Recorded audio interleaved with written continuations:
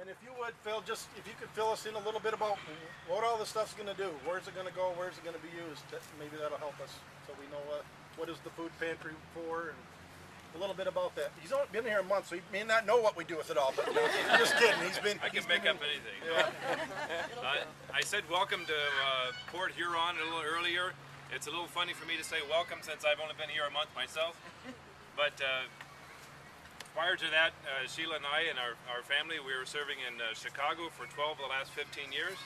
The 3 years immediately prior to coming here, however, we were in South America. Wow. And So are we.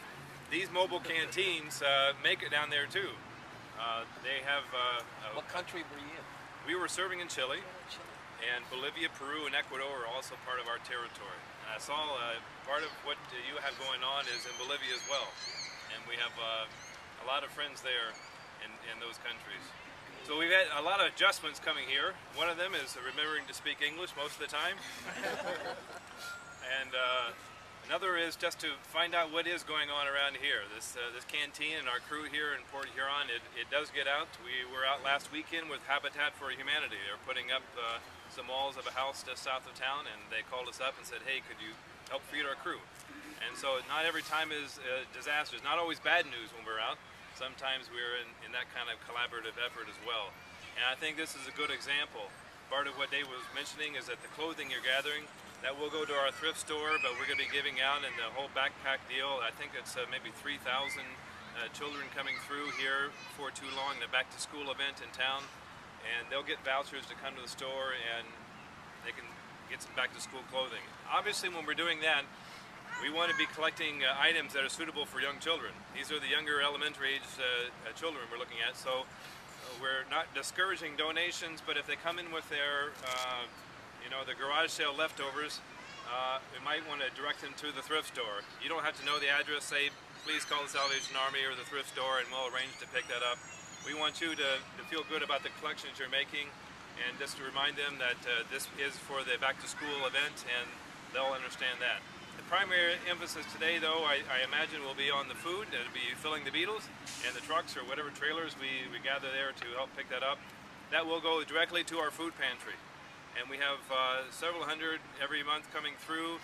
They get a couple bags of groceries depending on the family size, 2 bags for the smaller families, 4 bags for the medium-sized families, and so on. And that is a few meals for each bag that goes out. So this will help us put together meals for families that they can take back home and they can cook there. And so that's the importance of these little slips you see there. What kinds of things are really good? Obviously the non-perishables, and Dave has always suggested that anything other than glass containers, those are difficult to move, to pack, to store, that sort of thing. Not that good food doesn't come in glass, but it's just a little more convenient when we have boxes and cans. But anything that comes in, obviously, we're going to accept.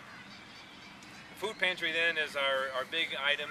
It's the headliner for this Fill the Beetle and Feed the People event. We might say clothe the kids, but that gets a little bit long in the tagline. And we'll promise not to kill your grandmother either with what's going on. So once again, thank you. Welcome to the Thumb area of Michigan. Welcome to Port Huron. And our many thanks on behalf of those who will receive the help in advance for your efforts today. God bless you. Thank you. Okay, last few items, a little bit of housekeeping. I've split everybody up in teams, so there may be some people I have on the list that either didn't make it or some extra people will fill in as we need. But I've got Blair as one team leader, going to be going to Kroger North. I've got, let's see, Tom Cannon as one team leader going to Kroger South. We'll help you figure out where all these are. John Harbranko going to Sam's Club. And let's see, who do I have? Is Craig Dougal here? Okay, Craig, where are you? I haven't seen Craig Heath, but I haven't seen Craig Dougal. Okay, Tim Oliver. Is Tim Oliver here? Tim? Yep. Okay, you'll be on one team going to the Super Kmart, and we can adjust this as we need to. Basically what you're going to have is a packet, one of these bags with all the stuff. And again, this is a sheet to hand out to everybody walking by to say, we'd like some donations. It's got everything listed on there, the kind of stuff that we're asking for, okay? As well as clothing. Again, no glass jars listed. So just pass this out. This is your icebreaker. If you'll walk up and say, hey, do you mind helping? We're collecting food for the Salvation Army. Give them one of those. And then when they come out, if they donate something to us, then hand out one of these flyers that has the discount coupon. So that's, again, that's John and I doing that. Give everybody that gives you anything one of those flyers. In case anybody asks, you know, who is the Salvation Army? What are they all about? I got a few pamphlets here. You can pull one of these out and read it so they know what the charity is that we're working for.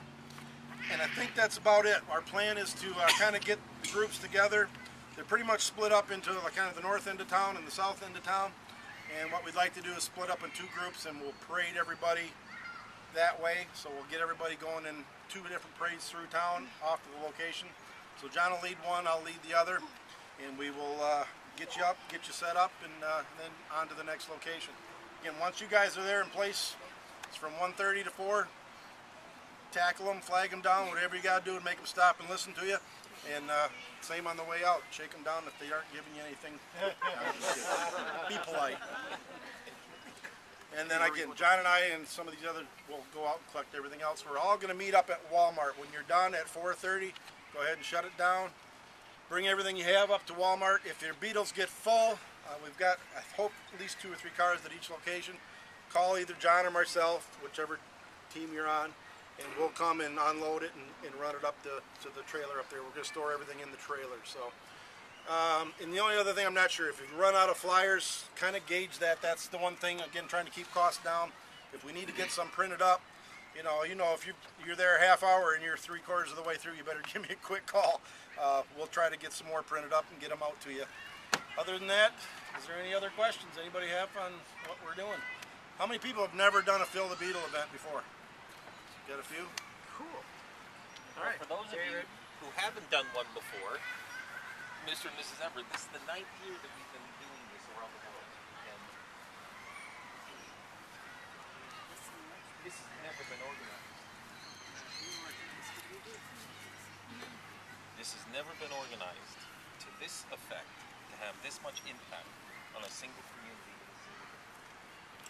Your son has done a most remarkable job with the help of John. Oh yeah. Donna, He's right there in the red glasses. Look over here. what did you see him? He does good work. I'm overwhelmed at how you logically approach, and most importantly, continue to focus on the most important aspect of people through the whole thing. You did a masterful job, and no matter how it turns out, no matter what we find in the way of hospitality, helpfulness, and generosity with people who are out there, one thing we need to remember is it's hard right now for many families. Some can't afford a can of tuna or a can of beans, and that's just fine. It's just fine. Having them know that there are folks around who are doing this kind of work is spreading the concept of gratitude, and that is a ripple that never ends. It's a tidal wave, and the world needs much more of that today than ever before. So, David, thank you so much for putting this all together. You guys done good work. Thanks for coming and helping.